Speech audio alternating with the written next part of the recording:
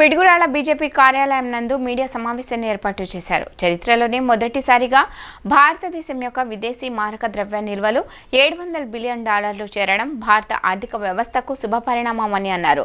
వరుసగా 7 వారాల పెరుగుదల అనంతరం $12.588 మిలియన్ పెరిగాయి విదేశీ మారక ద్రవ్య నిల్వలు. చైనా, జపాన్, స్విట్జర్లాండ్ తర్వాత ప్రపంచంలోనే భారతదేశం ఈ ఘనతను సాధించడం భారతదేశం యొక్క ఆర్థిక వ్యవస్థ బలిష్టతకు, ఆర్థిక వ్యవస్థ నిలకడకు నిదర్శనం అని ప్రధానమంత్రి నరేంద్ర మోడీ అనుసరించినటువంటి విదేశాంగ విధానం వల్లనే దేశం ఇంతటి ఘనతను సాధించిందని అన్నారు.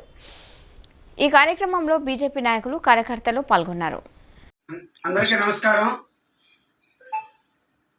దేశ చరిత్రలోనే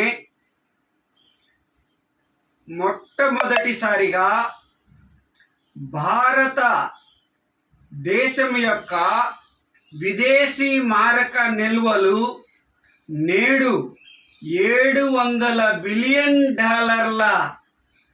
చేరుకోవటం ఇది భారతదేశం యొక్క ఆర్థిక వ్యవస్థ ప్రతిష్టతకు, భారతదేశం యొక్క ఆర్థిక వ్యవస్థ పెంపొందించటానికి ఇది మంచి శుభ పరిణామం.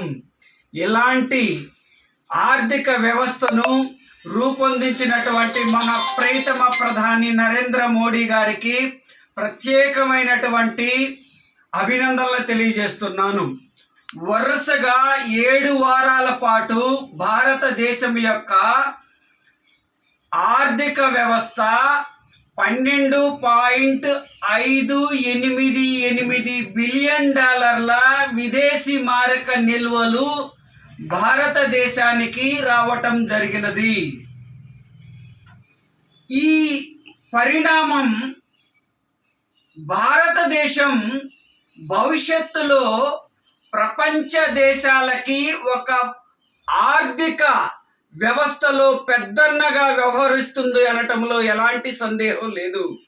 ప్రపంచంలో ఈ ఘనత సాధించినటువంటి 4 దేశాలలో భారతదేశం ఒకటిగా ఉండటం ఇదంతా భారతీయులకి గర్వకారణం.